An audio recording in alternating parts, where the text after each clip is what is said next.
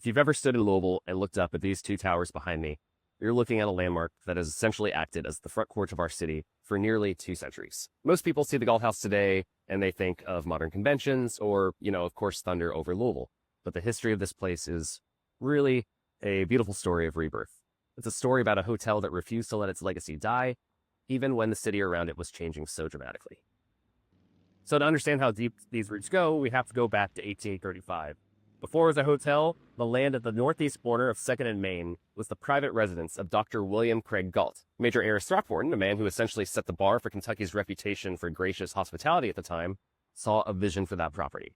Throckmorton was a veteran of the War of 1812 and the Black Hawk Wars, but his true talent was being the congenial host. He had already made a name for himself locally at the Blue Licks Springs Tavern, where he entertained distinguished senators like Henry Clay and John J. Crittenden. In fact, Henry Clay was such a close friend that he had a Lexington artist paint a portrait specifically to give to Throckmorton as a gift. When the original Galt House opened in 1835, it was a 60-room masterpiece. Throckmorton dispensed magnificent hospitality, he took personal interest in the comfort of every guest, and the hotel was quickly acclaimed as the finest in the city.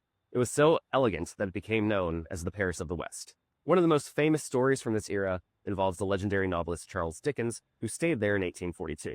Throckmorton wanted to give his guests an unforgettable experience, so he threw an exquisite dinner featuring the city's most prominent men, like the editor of the Louisville Journal and others, but Dickens, not realizing that an American hotel proprietor was actually a respected public figure rather than a common innkeeper, he turned to Throckmorton and allegedly said, "There, that will do now, landlord. You may retire."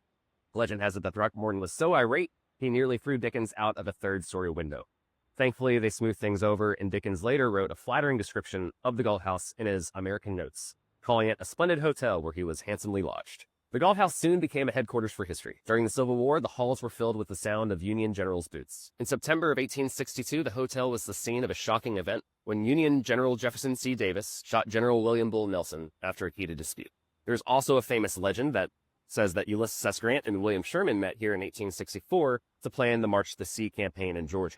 While modern historians have poked holes in that specific claim, the hotel's role as the epicenter of Louisville's wartime drama seems to be undeniable. Even when tragedy struck in 1865 and a mysterious fire claimed the original building, the spirit of the hotel was already too deeply woven into Louisville to completely disappear. Because by 1869, the second Galt House rose at 1st and Main. This version was a true architectural masterpiece designed by Henry Whitestone. Whitestone was an Irish-born architect from County Clare, Ireland, who became one of the defining figures in Louisville's skyline. He is believed to have studied at Trinity College in Dublin before bringing his talents to Kentucky. Beyond the Galt House, Whitestone's signature style can be found all over the city. He designed the Peterson Dunsill House, the Tompkins Buchanan House, and several buildings on Whiskey Row and the Market Street's historic districts. For the second Galt House, he created 5 stories in grandeur that cost $1.5 million, about $35 million today. This was the Gilded Age version of the Galt House, hosting everyone from President Theodore Roosevelt to the Grand Duke Alexis of Russia. And for 50 years, it was truly the heartbeat of Kentucky society. But as the 20th century rolled in, the city's footprint began to move south toward Broadway. The second Galt House eventually fell into financial trouble and closed in 1919. It was demolished in 1921 to make way for Belknap Hardware and Manufacturing Company headquarters. As an aside, the Belknap legacy is its own story in Louisville history.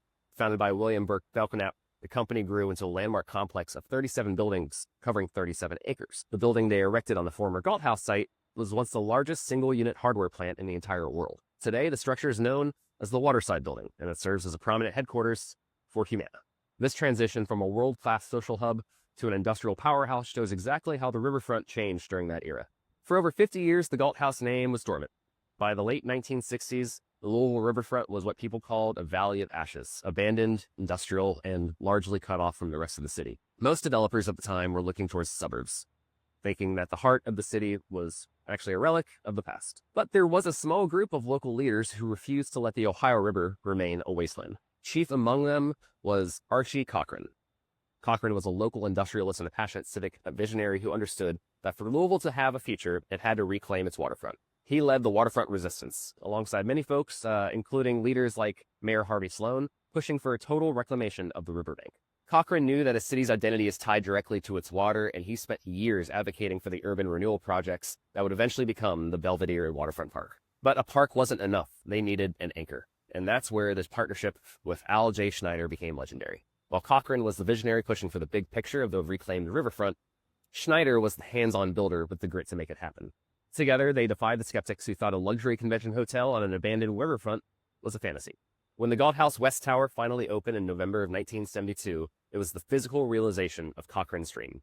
A 25-story bold statement of faith in Louisville's future. It worked so well that by 1984, he added the East Tower, which offered 650 suites and created the iconic twin tower profile that we see today. This officially made the Galt House the largest hotel in Kentucky with over 1,300 guest rooms, even still today. Schneider's touch is still felt everywhere. It's a place built on family pride, actually. For example, he named the restaurant Thelma's after his wife, Thelma French Schneider. In 2004, the hotel added a conservatory, a stunning 3-story glass walkway modeled after London's Crystal Palace, designed to join the towers and give guests a world-class view of the Ohio River.